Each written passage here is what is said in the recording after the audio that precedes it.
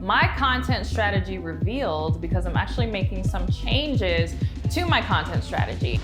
I'm actually going to be making some changes that might surprise you. You might think I would want to do one thing, but I'm actually going to do something different. So I'm going to talk more about that as we get into this.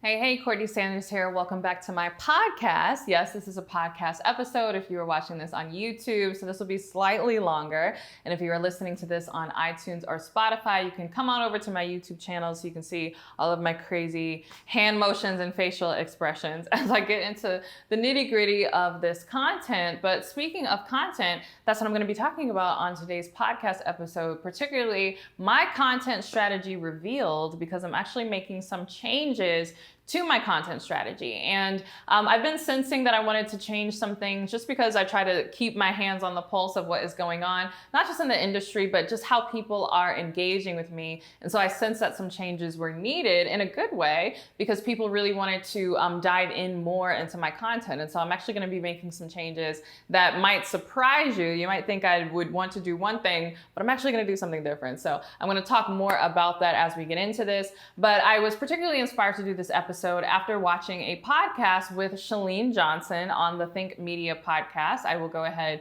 and link to that episode because it was really good.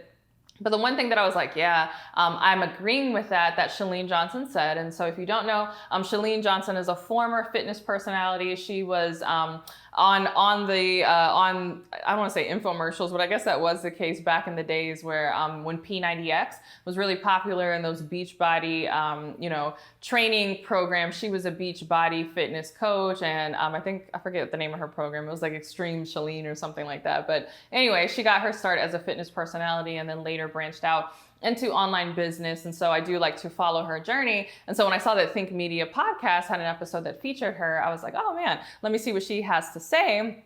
And so I was really inspired in particular by something that she said, where she said that she feels like we are in a social media recession. And I totally agree with that actually, but I don't think that this is necessarily a bad thing.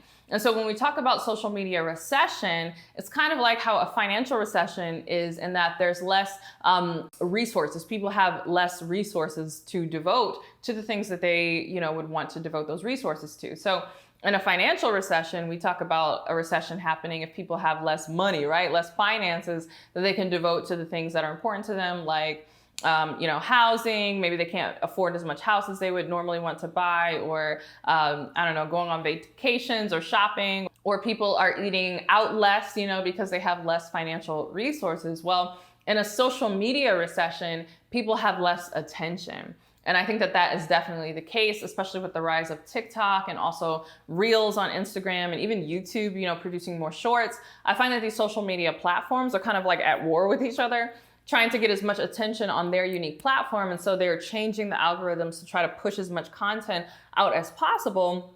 But what is happening is it's actually having a kind of reverse effect, and that people who are consuming content are being so bombarded, even more so if that was possible, right? I feel like we've been bombarded with social media content for the last decade, but if it was even possible to be bombarded with content even more, people are starting to scale back their attention. So I really agreed with her assessment. I like that term, and I wanted to give credit where credit was due, where she said we're in a social media recession. Yes, there's less attention to go around, but I think that this is actually a really beneficial thing, especially for entrepreneurs and especially for online coaches, because we have a secret weapon that really helps us garner attention in the first place. And so that leads into the first change or a different strategy that I'll be employing when it comes to my own content, yes, on YouTube, but elsewhere. And that is actually, and this might surprise you, less input, more output. And so what I mean by that is I realize that even for my own team, we are producing so much content, right? So much input coming into our little, content creation, content batching system, that we're not able to repurpose everything that I am creating because it's just so much content. So up until this point, I have been producing a video a day on YouTube. That has been a point of pride because I'm consistent. I produce content every single day, but I'm recognizing if my team is having a hard time repurposing, cutting this stuff up, like keeping up with it because it's just so much content. Because here's the thing, each video that I do literally can be repurposed into a minimum of 5 pieces of content, more often than not 10 or even 15. And that's just on a normal like 10 to 15 minute video. When we think about a podcast like this one, and my podcasts range anywhere from about 20, 25 minutes to 45 minutes, we're talking about 30 pieces of content from that one single piece, right? That one input that we are putting into our system. And so if my team is having a hard time, right? We literally have a backlog of content that we have not been able to repurpose. I'm like, how much more, especially in this social media recession where attention is getting scarcer and scarcer, how much more is my audience having a hard time keeping up with everything that we are putting out? And that is not to say I expect my audience to watch every single video that I create or listen to every single podcast that I create. But there's a lot of gold, right, in this content. I know that I am really dropping gems, and I'm feeling that the frequency at which we are putting things out is making it difficult for my audience to truly digest and like get a handle on everything that we are putting out. So in terms of our system, because you guys know that I batch create content, and if you want to know more about that process and you're watching on YouTube, you can check out that video here or wherever it comes up on the screen where I talk about my batch content creation process. But for us, and I made a decision that we're actually going to put less input, right? Less input into our system so that we can have more output. And so what that means on my YouTube channel is that we are actually scaling back to doing 3 long form videos per week. So that's less input, because if you, again, watch that video from my batching process, you know that a lot of the content that we create, whether it's shorts on YouTube, reels on Instagram, even quotes and different things, even sometimes my emails, a lot of the content that I create is born from these YouTube videos. We're pulling and, slicing and dicing a lot of this content. And so I'm like, well, if my team is having a hard time repurposing everything, what's happening is that we're putting in so much input that we're having a hard time getting output because it's taking us so long to get through all the content. So that's what I mean by doing less input but more output. I believe that if I give less videos, right, input less videos into my system, that will give us time to actually chop this stuff up and turn it into repurposed content where we'll actually have more output, because it's not a deluge of content that my team is having difficulty repurposing, let alone my audience having difficulty really consuming. So I'm actually really excited about this because it's easier for me, right?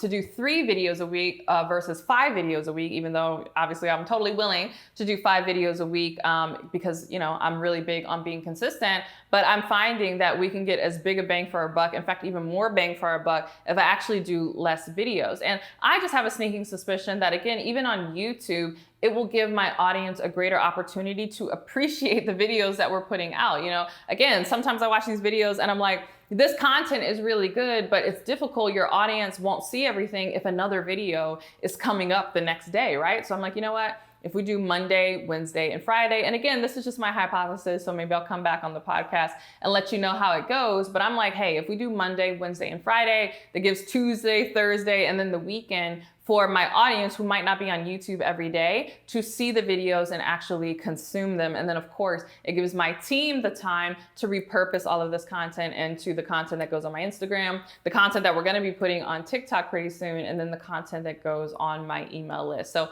less input from me, but more output for you. And I think that that will really help my audience focus their limited attention on the content, because I'm really focused on quality, not just quantity. And I want to make sure that my audience is getting access to all this good quality content that we are putting out, not just quantity. All right, another thing that we're doing, and in fact, I've always done this, but I'm doing a slight shift, is that I'm really doubling down on what I call my iconic insight. And so this is something that I teach inside of my programs. I get questions all the time around, how is it that you're able to come up with these analogies and these stories, and you're really good at breaking this content down? People think that this is like a natural ability. One, they don't realize that I paid a lot of money in terms of speakers training, right? I've been in multiple speakers trainings and different coaching programs, learning how to package my insight and sharing in a way that is really resonant with my audience. And again, I teach you all of those strategies inside of my signature program, the Next Big Name Bootcamp, which you can learn more about by clicking the link in the description box. Or if you're listening to this podcast,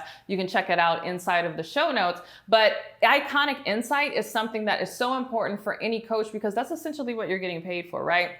In fact, this kind of goes into some of the criticisms that I've had with coaching certifications in the past. For those of you that don't know, I actually finished up my coaching certification. Yes, after 7 years of coaching online, and building a 6 and even 7-figure business without it, I went ahead and bit the bullet and got my coaching certification. And part of the reason why I did that is because we are in the process of getting my program, again, that signature program, the Next Big Name Bootcamp, certified. So side note, that's another reason why I highly recommend that you apply now, because we're making so many changes and so many upgrades to the program. And so it's a really great opportunity for you to get in now at the current rate and get access to many of the upgrades that we are making. But regardless, one of the things, again, that we teach inside of this program, but that is really important for any coach, is for you to understand what your unique framework, what your unique viewpoint is, and being able to communicate it in a powerful way. And so the criticisms that I've had with certification programs up until this point is that they essentially turn coaches into commodities. They don't teach them how to, one, come up with their own unique insight that's going to set their coaching apart from even the person, sitting next to them that is going through the same certification program. But two, they don't teach them how to communicate it effectively, not just from a marketing standpoint and how to grow your business, but also to your clients, right? You're going to be coaching your clients. The communication and the selling doesn't stop just because someone has raised their hand and said that they want to be in your coaching program. You still have to sell that client on their potential. You still have to sell themselves on themselves. You still have to sell them on the vision that they have for their lives so that they will want to take action. And a lot of that, again, has to do with your unique insight and your ability to communicate it in a very interesting way. And so, well, I feel like I've been doing this for a very long time. I'm really doubling down on focusing on that. In fact, that is in part why I said we're going to be doing less input, more output. I really want to make sure that of the videos that I create, it's all centered around just my iconic insight. And I know from firsthand, when you are cranking out videos at such a high frequency, there can be great temptation to just, make a video on a subject that everybody is talking about, right? Really getting on to these trending ideas. And, I get it. I understand the process. I will look at keywords on YouTube or see what's trending on podcasts or TikTok or Instagram or whatever to see if any of those things are things that I want to talk about. But ultimately, what I choose to talk about are the things that are rooted, again, in my iconic insight. And again, that's my process for understanding what is the unique knowledge and experience and expertise that you bring to the marketplace that only you can bring. And so for me, when I say I'm doubling down on that, I'm only talking about those things. So, as much as my iconic insight overlaps with what is trending, then great, the content will trend. But even if it's not trending, that doesn't mean I'm not going to talk about it, because I know that when I speak on my iconic insight, that's where that word of mouth comes from. And I've had word of mouth my entire business since the very beginning, even when I was working full-time in my 9-to-5 job and building this business on the side. I cannot tell you how many times people have come to me and they're like, I heard about you because a coworker listens to your podcast and was like, this lady is dropping gems, like you need to listen to her, right? So that's the beauty of having iconic insight, is that, again, it really sets you apart and it triggers that word of mouth where, sure, maybe the algorithm won't pick you up because the subject matter that you're speaking on is not trendy, but the audience that's listening will share, and then you have a greater effect than if the algorithm had picked it up in the beginning. So again, that's something that I've always been focused on, but I'm doubling down on it more. And one thing that I'm going to start doing, which I'm really excited about, particularly on my Instagram, is sharing more clips from my actual paid trainings, right? So obviously not the full thing, just giving you guys little samples of what you can expect when you join my programs and join my trainings. But part of the reason why I've decided to do that is, again, because I want to showcase that iconic insight and give you little snippets about how this is different from anything else that is out on the market, right? I know my own value. I know that the things that I am sharing are unique, especially inside of my programs, right? You think my videos are good?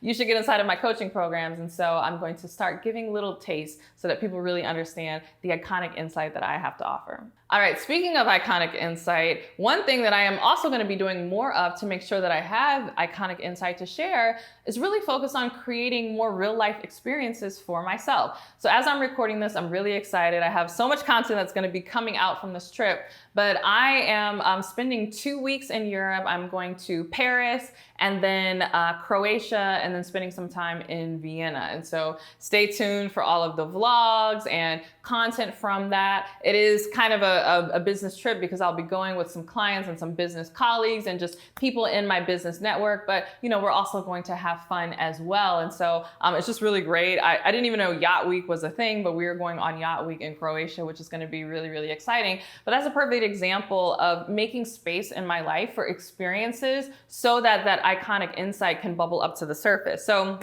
One thing that people struggle with is they're like, again, how do I coach clients, but also how do I set myself apart, and how can I come up with a unique framework that is really going to set me apart? And I know one thing that I have always done, but again, I'm going to be doing more of, is making sure that I'm creating space in my life to have experiences where I can then derive that iconic insight, right? Part of how I get my insight is sometimes when I'm reading books, sometimes when I'm speaking with people, sometimes when I'm traveling. Again, having different life experiences gives you new perspectives on your work and new perspectives that you can then share with your clients. And I find that so many people miss out on the opportunity to really grow a business, again, that is different from what everybody else is doing, because they think growing the business is like being in front of their laptop and trying to compete with other people, and, well, how can I make my YouTube video better, and how can I make my Instagram better?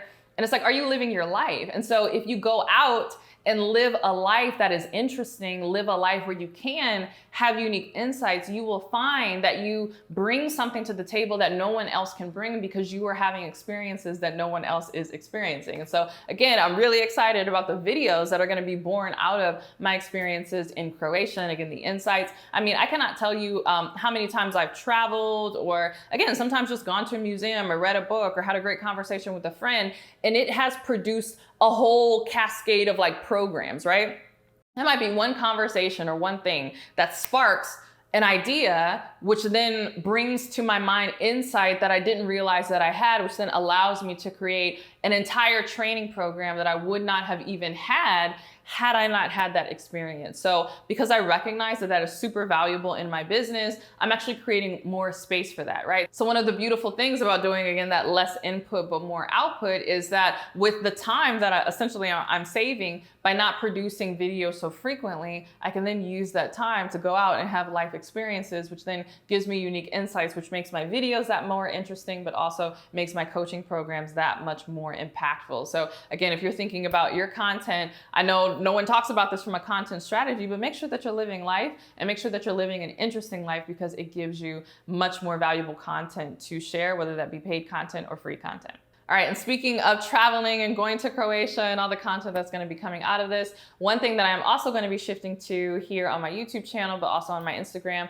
is really documenting more and sharing more vlogs. So part of why I'm so passionate about this coaching business is because what it has allowed me to do in my life. And again, not just from a travel standpoint or making money standpoint, but again, the impact that I get to have. I've talked a lot about how my eyes were open when I went to South Africa, and how I'm so excited about the impact that I get to have on the ground there in South Africa, as well as here in the States, in terms of helping, disadvantaged groups and underserved populations really create economic, empowerment for themselves, right? I'm super excited to do that in South Africa. And so I think that showing the broader context of why I do this work, again, helps people have a stronger connection to it. And I know people who follow me on Instagram, like when I post on my stories, they love my stories. And I'm like, you know what? It doesn't just have to live on Instagram. I can actually do this in terms of my vlogs, even my podcast, which I know now I'm doing my video podcast, but I have creative ideas about ways that I can showcase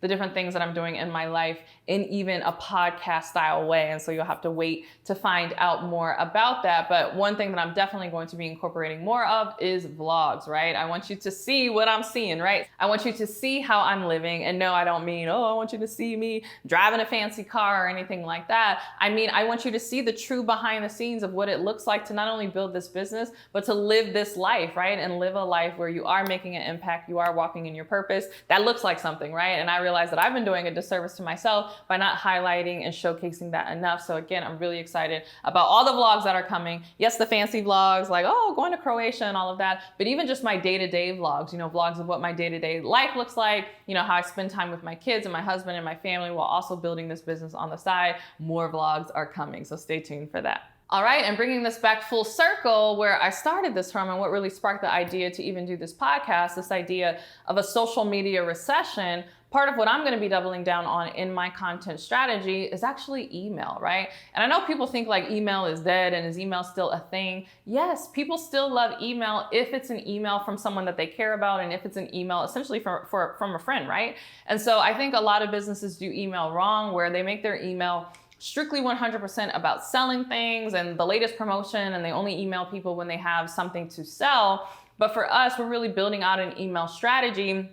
We are kind of intertwining all of these things that I've been talking about, right? Sharing my iconic insight, even when we don't have something to sell, just making sure that my email list has access to that. Again, sharing the behind the scenes of my life and these vlogs and these life lessons. If you're on my email list, you know that I will share like photos from my actual camera roll while out at a trip or while out doing something, and I'll share the real-time insight. And so I find that people really like being on my email list and receiving my emails because it's almost like getting letters from a friend, right? I really see them as like postcards. And, again, I'm sending photos from my actual life as things are happening real time, and I'm sharing that insight. And so my audience really feels like they're getting a front row seat to the insight that then will trickle down into videos like this or even paid programs. It's like, oh, they get there first and they get, a taste of what I'm working on. And it really helps them as they think about their own life, achieving their own goals, growing their own business. And so again, really doubling down on email, but not in like the traditional internet marketing way. Again, really structuring my emails like letters from a friend, and really inviting people into an inside look behind the scenes of my process, my life. And again, that insight that I might be processing, my audience kind of gets it firsthand before I've even like refined it and turned it into some sort of coaching program. And so there's a lot of benefits to being on my email list if you're not on my email list already. But I really like the idea of connecting with my audience on email because again, social media is super noisy. Your social media account can be gone in an instant. I've heard a lot of horror stories lately of people who have grown their followings to very large heights and then for no reason, their social media just disappears.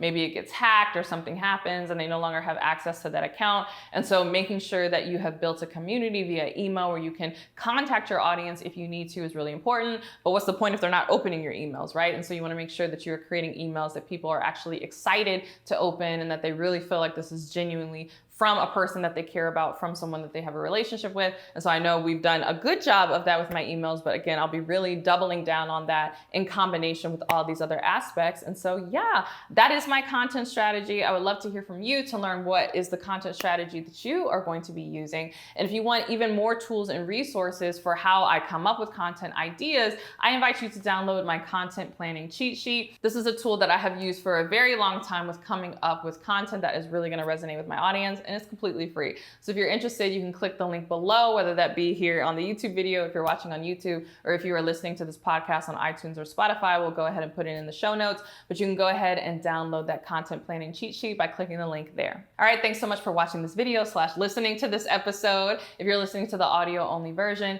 if you can't wait for my next podcast episode, again, you better be subscribed to my YouTube channel. And if you cannot wait for my next YouTube video or my next podcast episode, make sure that you are following me on Instagram. It's CourtneyLSanders on Instagram. And with that, I'll see you in the next podcast episode. Bye.